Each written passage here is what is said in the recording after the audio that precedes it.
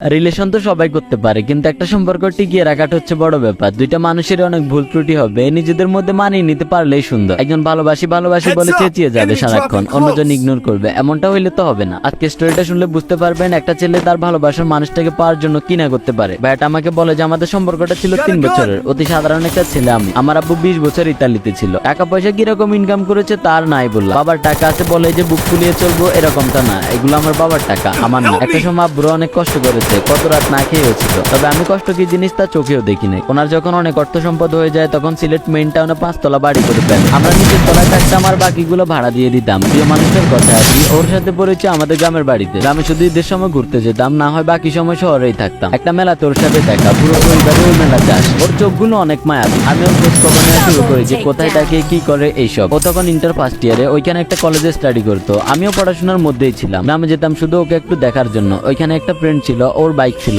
আমারও বাইক ছিল, দুজনে শুধু ঘুরঘুর করতাম। প্রিয় মানুষটার কলেজ ছুটির অপেক্ষায় থাকতাম। আমাকে অনেক ইগনোর করতো সে। শহরে কি মেয়ের অভাব আছে নাকি? তাও কেন জানি ওকে ভালো লাগতো। এটাই হয়তো ভালোবাসা। আর কত সহ্য করবো?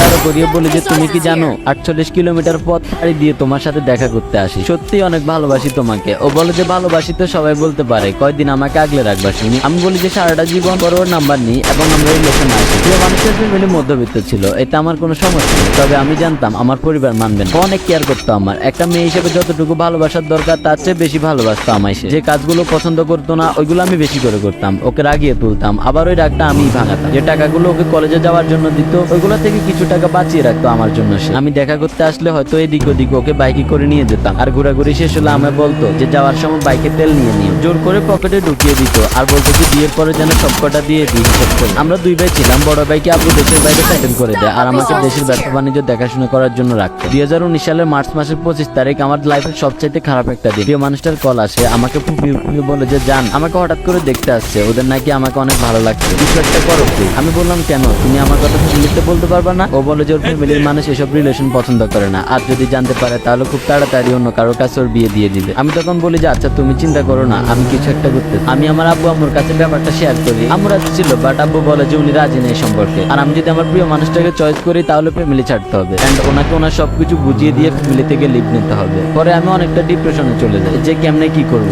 আমি কোনো কাজও জানতাম না, যে কিছু একটা করে খাবো। লাইফে যেমন একটা পরিস্থিতির শিকার হতে হবে কখনো ভাবিনি। যার কাছে ভালো পরামর্শের জন্য গিয়েছি ওই বলেছে ফ্যামিলি ছাড়াটা ঠিক হবে না। আমি পর আমার সিদ্ধান্ত ওকে নিয়ে পালিয়ে যাই, অনেক দূরে চলে যাই। একটা দুঃসম্পর্কের মামাটা আমাদের থাকার ব্যবস্থা করে। যাই হোক, ওইখানে মানুষের জীবন অনেক সংগ্রামী, উত্তরবঙ্গ বলে কথা। শুরুর দিকে আমি রাজমিস্ত্রি কাজে যোগ দিই, প্রায় 7 মাস ওই কাজটা করি। হয়তো কারো বিশ্বাস হবে না, না হওয়ারই কথা, কারণ আমার বাবা ছিল রাজা এবং ওনার ছেলে বুঝি ওইসব কাজ করবে, কিছুই করার ছিল না, পরিস্থিতির শিকার। আমি যখন ওই কাজটা করে বাসায় ফিরতাম, প্রিয় মানুষটা আমাকে জড়িয়ে ধরে অনেক কান্না করতো। ওর এইসব সহ্য হতো না। আমি ওকে বলতাম পাগলি, কাজ করে খাই, চুরি না, আর কাজ না করলে চলবো কেমনে? ওই বলতো ওই কাজটা না করতে। পরের কিছুদিন পর আমি শহরে উঠি এবং প্রাণ কোম্পানিতে এসআর এর জব পাই। 2000 টাকা স্যালারি ছিল, সুন্দরভাবে আমাদের দিনগুলো যাচ্ছিল। আমি পালিয়ে যাওয়ার প্রায় 1 বছর পর আমার পরিবার থেকে কল আসে এবং আমাকে বলে যে পরিবারে ফিরে যেতে, বাট আমি যাই। ওরা আমাকে ছাড়া যদি 1 বছর থাকতে পারে তাহলে বাকি জীবনটাও থাকতে পারবে। আজ প্রায় 3 বছর আমরা হাসি খুশি সংসার করতেছি, আলহামদুলিল্লাহ অনেক হ্যাপি আছি। ওর পরিবার আমার পরিবার সবাই রাজি, কিন্তু এখন আমরা রাজি না। অনেক খারাপ সময় গেছে আমাদের, ওই সময়ের কথাগুলো মনে পড়লে এখনো চোখে পানি টলটল করে। কই কাউকে তো পাই নাই তখন। আমার প্রিয় মানুষের স্যাক্রিফাইস আর নাই বললাম। ওর মতো প্রতিটা ছেলের কপালে একটা ভালো মেয়ে জুটে।